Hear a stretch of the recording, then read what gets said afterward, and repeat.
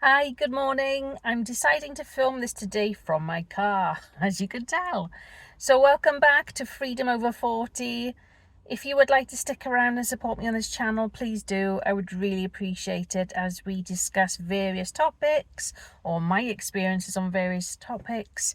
And today is all about the wonderful over 40 hormones, weight gain, fatigue, you name it, the joys of being a more mature woman. So if you're still here, thank you, thank you, thank you. I appreciate you so much. And as I say, any support that you can give me in my channel, always greatly appreciated. So thank you so much. So as discussed in my very first episode that I filmed a couple of days ago on the weekend, I am actually 45. I wouldn't have say I've had the normal life. Like I've not had children. It just didn't happen. I was once married, now divorced, now in a happy relationship again, moved on, happy days, you know. But obviously as you get older, well, I won't say obviously, because for us women, majority of us women, we will go through the thing called perimenopause or menopause. Depends on where you are. I believe I started this very, very young. And what I mean by that is, it was difficult to differentiate when it actually started. And what I mean by that is, I actually, I have always suffered with I can never say the word, gynecological problems. Down below, yeah. And yeah, so I have had a few visits back and forth to consultants. I had a laparoscopy where they go through your belly button with a camera and they make incisions in your bikini line, and they had a look around, and yes, they confirmed you got fibroids, and that's like a mass that most women have. Is quite common actually. It's a growth that can attach itself in the womb or on the womb. I believe more so in the womb. I think. Check it out, guys. Don't quote me on it. I'm not a consultant. I'm not medically trained in that area. Um, Anyway, I digress. So I've got that, and then I've continually had issues and pain and severe periods, like heavy beyond measure, to the point where my anxiety would be through the roof, because not only would my wonderful periods last 7 days, they would be horrifically heavy. Sorry to go into detail, guys, but facts, right? I'm just going to be straight with you. So I would have to carry with me not only sanitary wear, tampons, pads, whatever. But I would also have to have a change of clothing with me in case, because I was that heavy, and having to go to work, having to commute. Like many, many years ago, I used to live in London. My commuting time across London would be at least a minimum of an hour, maybe a bit longer, depending on tubes and buses and whatever else, and the time that I travelled into work, which was always quite early in the morning, but still. So I would always have anxiety because, one, I'd be out in public, I'd be working amongst people, depending on where I was at the time, where I was in the world, and so on. So yeah, I've always had issues there. Fast forward then, mid 30s, my flushes getting really hot or feeling hot in the evening, going to bed at night, from I would say mid 30s, 36 onwards, something like that. It started to intensify. And again, I would just say, it's down to the fact that I've got fibroids, and I've just got to deal with it. And I just, yeah, literally, I just would have the window open at night time and just try and sleep when I could. And then late 30s, I would say 38, nearly 39, I would then, I would really start to feel really hot, where I had to buy a fan. And, here in the UK, we don't have a very warm climate.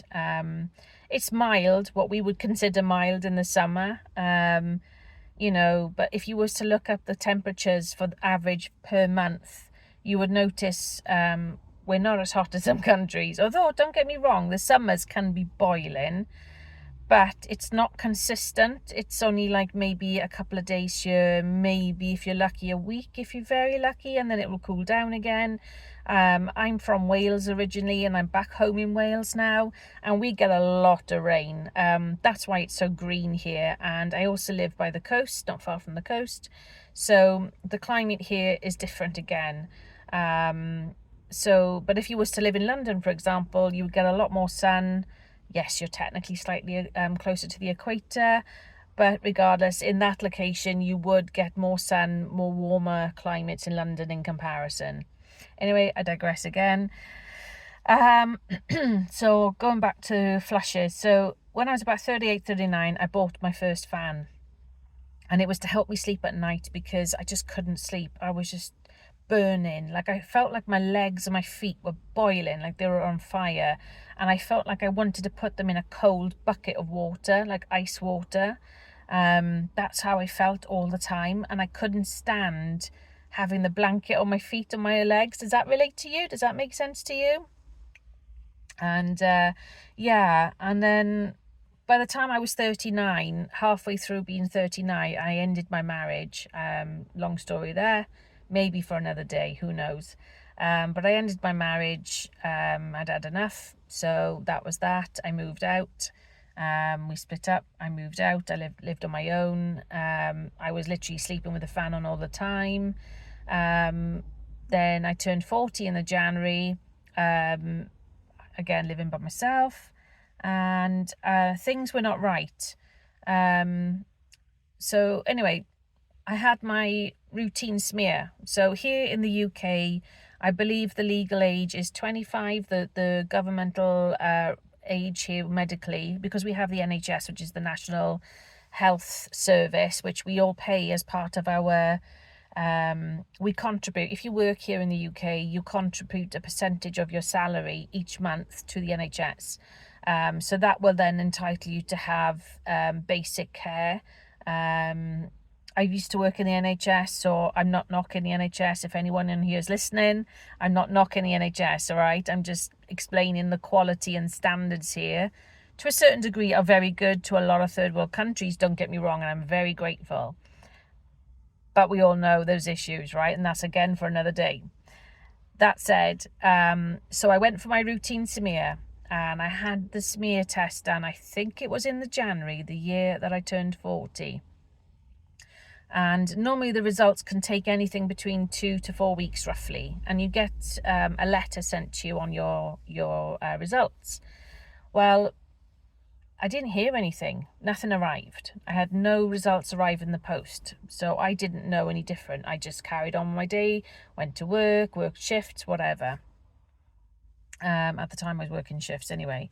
And then I received a letter in the February, and it basically said, it was the second letter and final letter advising me that I need to go in. I need to book an appointment with a consultant, as there's some abnormalities, I can't even say the word, with my smear result. So I was like, oh, okay then, that's not sounding too good, but fine, I'll take action, I'll deal with it. And I think we do as women, don't we? We just, if something happens, we generally just get on with it. You know, we just go to the doctors, nurses, whatever we need to deal with, we will take action, which is right, you should do. You should be male or female, you should take action. But there we go. So I phoned up the consultant, and I spoke to the secretary, and I said, look, you know, with all due respect, I didn't receive the first letter. If I had, I would have already been in to see you, because I don't mess about. You know, I always have my smear test, regardless of how much I hate having it done. I understand the importance of what it's for. If you don't know what a smear test is, it's basically a procedure that the nurse will generally carry out with you in your GP surgery, your doctor's surgery here in the UK. And what they will do is they'll ask the woman to lay down, and the nurse will basically do a swipe of your womb, your cells, around your cervix and things, and she'll take a collection of your cells, and that will be sent off for testing to see if there's any pre-cancerous cells there or cancerous cells. And I actually had some precancerous cells show up on my result. So I went in to see the consultant. By the time I'd actually gone in to see the consultant with my appointment, we had just gone into lockdown with COVID, right? So this is 2020 when I was 40 years of age. So the situation was very different. I mean, I was working in care. I worked with vulnerable adults. So for me, life was the same in some respects, as in I still had a routine. I still had to leave the house, when I had to go to work. So in a way, that was kind of good for me mentally. But going to a hospital environment, a hospital where I used to work before, because I have done nursing and things as well in the past. So to walk into a place where I've worked in many, many times, and it was dead silent, it was so strange. It was weird because, people weren't allowed to hang around in the hospitals anymore. You were only allowed to attend hospital if you had an appointment letter, or if you were if you were physically in hospital. Like, there was no visiting, everything had stopped, right? So we were very limited on what we could and couldn't do. Anyway, I went in, I saw the consultant, who was absolutely amazing, a fantastic guy. I forget his name, but he was so lovely. And his team, the nurses with him, were fantastic. He explained everything. I had to have another biopsy taken, a bit more invasive, because they wanted to see, were the results correct in what they were saying, or was it a false result? But they wanted to make sure. So anyway, I had the biopsy taken. It came back within about 2 weeks. Yes, you do have not a good result. You need to go in and have a procedure done. Now, I won't go into the technical term, what it's called, but basically it's like a loop. It's a burning loop that they insert inside the lady while you're awake. They basically numb the cervical area, and they use a loop to burn away the abnormal cells of what was classed as precancerous. And they wanted to make sure that they got rid of those areas to stop it from spreading. So to stop you from potentially having cervical cancer.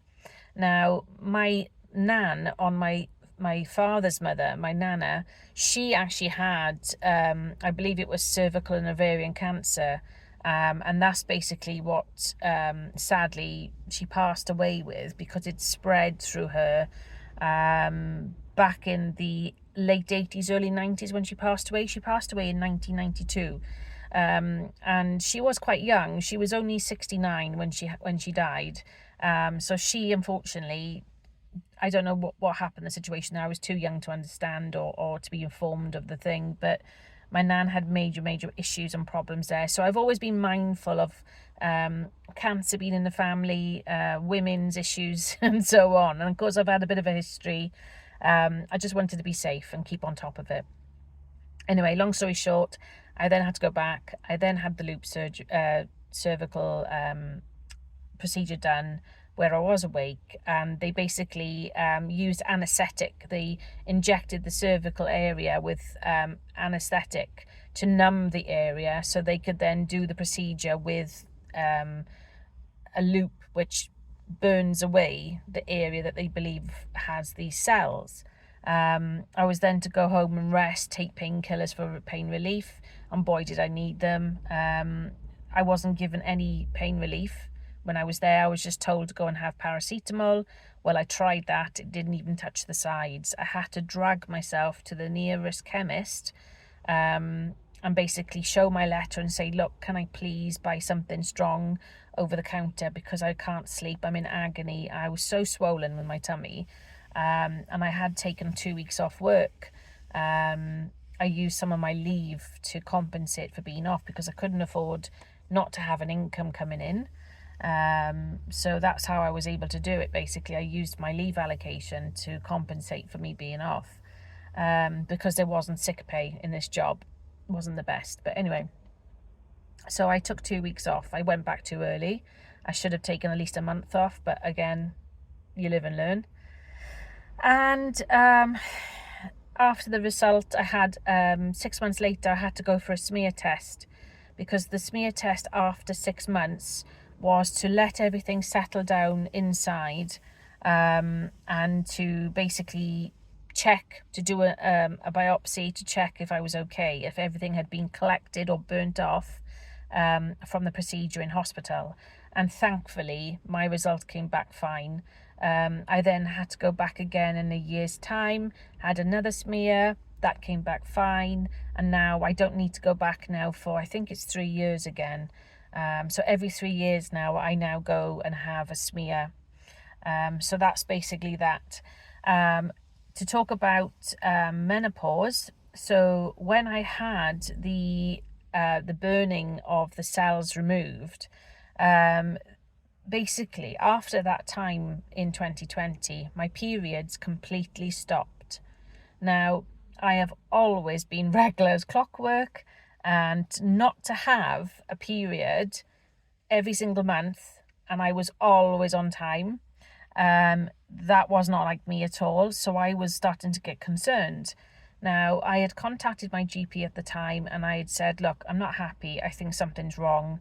I've had this procedure done since then, no period. And they were like, oh, you're on the pill. It's probably that. And I'm like, no. I've been on the pill since I was 14. I know my body. Something's not right. Excuse me. So I do have gastric problems. My tummy. Sorry. So anyway, I was ignored. That's how I felt. I was ignored. So I said, right, I need to come in and see you. So I ended up making an appointment and I sat there with my GP and they were reluctant. He was reluctant. Oh, you're young, you can't be going through the menopause. You're only 40. Women don't normally have the menopause until they're 48, 50 years of age, blah, blah, blah. I said, look, I know my body. Something is not right. If it's not menopause, then I'm concerned because I've already had this precancerous situation already. My body isn't acting the way it normally does. I don't feel right. My memory is like fog. My flushes have intensified. So something is happening. My body is changing. So he reluctantly referred me to gynae, to a consultant, because I said, look, take it out. I wasn't with anyone at the time.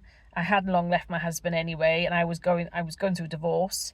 And by this point, I just actually had my divorce through. So I got divorced in 2020, in June. And so I said, look, I'm not with anyone. I'm not planning on having children now. I'm at an age where I've gone past that stage, in my mind. I don't really care for that no more. I mean, I love children, don't get me wrong, but I didn't want to be bringing up a child on my own. I didn't want to go down the adoption route. I didn't want to go down surrogacy. I wasn't in that zone. No, not for me. If it had happened, it would have happened, kind of thing. That's my mindset. So he was like, oh, are you sure? Because you might meet someone, mind, and they might change your mind. And I'm like, look, I just want everything taken out. I want peace of mind. My nan had this. I've already gone through that. I just want to be happy and safe. I'd rather reduce my chances of having cancer, please. So please put me forward to see gynae. So I was referred. Anyway, time had gone round to the point where it'd been about a year and a half before my appointment actually came through.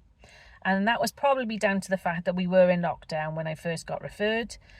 So the backlog of the waiting list was massive because there was not as much of a clinic run as it used to be. Less people were out. A lot of people were scared to go out. Quite understandable because it was very frightening time to go through, the pandemic. And long story short, I went and saw the consultant in I believe it was July 2022. So it was almost 2 years since I'd gone through the procedure of having, the cervical cells removed, burnt off, before I was actually seen, right? So that's a long time. Anyway, the consultant, I have to say, was absolutely amazing. He was a fantastic guy. He gave me confidence because I felt like I was being listened to. He wanted to know why I wanted to see him, why I was considering a hysterectomy. And I explained, and he looked at me and he said, right. He said, first thing of all, he said, your GP should have listened to you. He said, I'm sick and tired of hearing people say that you're too young. He said, you are textbook. You are textbook perimenopause or menopausal. He said, you're one or the other. He said, I'm so strongly believing that you are. But he said, I tell you what we'll do. I'll actually get the nurse here now to take your bloods, and we'll run a test to see what your blood levels are, what they're coming out with your hormone level. I went, oh, thank you. Someone is listening to me, because it's so frustrating that I'm not slagging off the NHS, right? Because we're under pressure and problems from all different angles, and I get it. I've worked there, like I said, I know what it's like. But it is frustrating that you feel like you have to jump through so many hoops just to be listened to, And like I say, this is 2 years now down the line.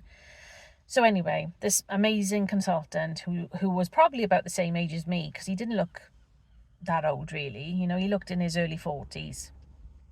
Got me to have my bloods done. He said, right, I'm going to prescribe you anyway, because I'm adamant you're perimenopausal at least.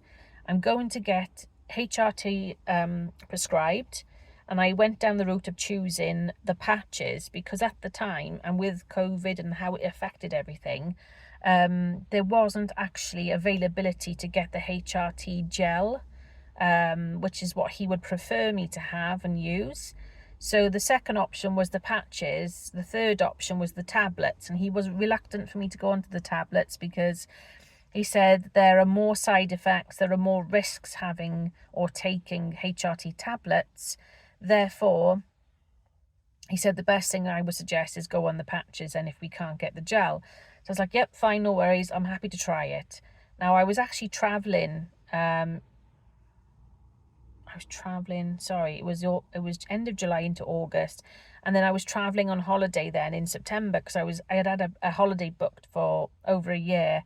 I was travelling to New York for the first time. It was a dream of mine to travel to New York. And then I was going on from New York after 4 nights on to Mexico. So I thought, right, perfect time to start taking HRT because I'm off work. I'm in a more relaxed environment. If I don't feel too good, I can always just relax, go to my hotel room, whatever. So I applied my first patch for HRT and went off on my holiday. There were a few sort of changes or feelings. I was feeling a bit like adjusting, I think, to the medication because of the hormone changes that is within the HRT. HRT stands for hormone replacement therapy, for those that don't know what that means. And I was feeling a little bit nausea now and again, a bit tired. But I think that was also part of the travel, and it was I had a bit of a situation in New York in the hotel. That's another story for another time, which was quite serious. So that did knock me for 6 as well. So yeah, but anyway, I started HRT, and yeah, I've been on it ever since basically, and I do feel different. I feel slightly better. It's not going to take away the symptoms entirely. It may ease them depending on how your body reacts to it. I have now since had my results back from the consultant then as well. Sorry, they did come back to say my hormone levels had started to drop and that I was perimenopausal. So I was right in listening to my body. Okay, so that's the first thing. I then saw the consultant 6 months after he prescribed me the HRT. I had lost weight. I looked and felt better. He said, honestly, from my notes, and I remember seeing you, he said, I remember talking to you in the other hospital when I saw you there. He said, you do look different. You look much better. And I said, I feel it. I'm nowhere near perfectly better, but I know there is some improvement, So this is why I will say, if you are considering it, try it, because you never know. Your body may take to the HRT patch or whatever option is to you, or it may not. I don't know your history. It depends on your body at the end of the day. As I say, I'm not medically qualified to advise, but speak to a medical profession if you are considering it. So since then, I have had 2 more checkups, and I've now transitioned after being on the first HRT patch, which was given to me for being perimenopausal. I've now transitioned onto a different HRT patch, which is now a Conti patch, because it's for people now that are in the menopause. And I will be on this now until I'm 50. So I will be on this now for another 4.5 years, because I'm already 45 and a half. when I film this. So yeah, so that's my journey with the menopause. My flushes are what they are. There's still a bit of a change with that, I'd say, as in I I tiredness, I yawn a lot. I'm always tired. Doesn't matter how much sleep I get, whether I'm successful in chunks of sleep or if I manage to sleep a good few hours combined. My sleep differs, it varies. I always use a fan all year round. Flushes are starting to come more in the day, I feel. Nighttime is exactly the same. Memory fog, it's still there from time to time. Again, I can't control that. I can just deal with it the best of the way that I can. And yeah, so it's just been a bit of a roller coaster. Weight gain, definitely. I've gained weight. I'm now the heaviest I've ever been. So I've gone up in dress sizes. Do I like it? No. I hate being overweight, and it's been a gradual thing. Don't get me wrong, but I am doing something about it. But I do find it really difficult to lose weight. I find that even when I reduce my calories, like get into a calorie deficit, I still don't necessarily lose the weight. It's like my body just wants to retain. It doesn't seem to want to let go, you know. And I am moving more, and I'm also doing mindfulness, and I'm outside getting fresh air, and I'm active more around the house. So my mindset has shifted, and I'm in a better space mentally. But it's been a long time getting to that stage, and finally here to do my channel again. So believe me, there's been a number of attempts where I wanted to do YouTube, where I wanted to start my own channel, but there's been so many things happen along the way. I could more than write a book. I could write three, from all sorts of things that have happened to me in life. But life is life, like I said at the beginning.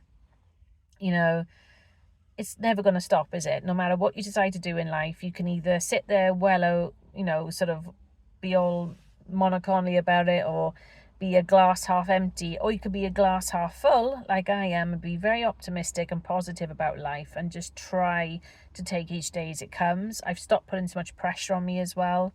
I used to be more pressured in myself, and I think that was part of my upbringing. Having to get things right the first time, having to do this, having to look like that. I've gone past caring now. I think that comes with age as well, maybe. You tell me, guys, but I am more selective, shall we say, as well, in terms of what I do, where I do it, who I do it with, in terms of socializing, etc. I no longer do things just for others, and it's not because I'm selfish or I'm nasty. I'm not like that at all. I'm a very helpful, kind person, and I'll always believe in kindness. It's just I'm not a people pleaser anymore. I've stopped running around for people that never showed up for me. I stopped being there for people because they were family. I stopped going to visit people because they were family, because they never came to see me, and they still don't. So for me, it's a two-way street. You make effort with me, I make effort with you, and vice versa. It's got to be a mutual respect, and if it doesn't happen, fine. I won't just sleep over it anymore. I've gone past that. I'm just doing me, and I'm not telling my family about the channel. I'm just keeping quiet until I want to tell them. It's my choice. Unless they happen to come across me on YouTube, fine, I'll talk about it. And it's not because I'm ashamed of it. It's just I just don't want them knowing my business, to be honest. And one thing I will say to you, being a business owner, is you get a lot of people that are very judgmental, or people are judgmental anyway, but people are quick to comment and be very, what we call naysayer. They're very negative. Oh, why are you doing that for? It's a waste of time. It's a waste of money. It's a scam. It's this, it's that. So again, I'm not telling them about my channel here on YouTube yet, because I don't want them to know, for one, because it's none of their business. They don't need to know. But secondly, I just don't want all the criticisms and all the other issues, and I just don't want to know. I'm not a negative person. I don't like being around negative people. I find it very difficult to be around people who are very negative. don't get me wrong, I've trained in counselling. I got a level 3 counselling qualification. I worked and trained in mental health nursing. I could be there with people and support them all day, but for my personal life and keeping my mind safe, me safe, when I'm in control of my environment and people who I want to be around, then yeah, I avoid people that are negative if I can. Don't get me wrong, if people need help, I will be there if I can. But again, it's on my terms, it's not on their terms. And I gotta be cruel to be kind in that sense, because I need to protect me. And at the end of the day, if your own mental health is not right, if you are not well mentally, how can you look after yourself physically? Because your health is your wealth ultimately. Yes, I've got businesses and I want to have better income and a better lifestyle, but I completely get and understand that your health is the most important thing you can ever have, because without your health you cannot function. It could lead into many different scenarios that I don't even want to think about. And it's not because I'm what's the word? Well, I've worked in hospitals, I've worked in security units, I've experienced different things, but I just want to protect me. I'm being kind to myself, and I think that's what it's all boils down to at the end of the day. I know I have talked for quite some time now. It's been over half an hour. It's flown. But I just thought I'd make use of my time, because this is what I do with my businesses as well. I work my businesses when I've got time. So I could be sitting in the car and I'll be working my business. I could be in a queue waiting to be served at a counter in a post office or whatever. I just utilize my time, because these phones are amazing. These smartphones, you can do so much with them. You can learn, educate, grow your business. You can film yourself for YouTube. You can do so much for social media, whatever. Do mindfulness stuff. You can actually look at counselling stuff on here. You can find apps that can help you with your mental health. You can just do so much, guys. Utilize your phone. If you've got a mobile phone, if you're very lucky to have one, and it's a modern-ish smartphone, whatever, I don't care what phones people have. I'm not a labels person with phones, don't care, as long as it works and I can record and take photographs and listen to music and listen to my wonderful music apps and my YouTube, which I use every day without fail. That's my go-to. That's all that matters for me. You do you and I will do me, as I say. Anyway, enough of me waffling. But if anything I have said to you about menopause, smear testing, periods, whatever, if you want to comment, please do. I'd like this to be a respectful channel, please. Please be kind. You don't have to like or agree what I say or what I do. We're all entitled to our opinion, which is fine. But anyway, have a wonderful day. Thank you so much again for your time. Truly, truly grateful. And have a wonderful rest of the week. Stay blessed. And I'll be back again at some point this week with another video about another topic. So until then, guys, have a great day. Take care.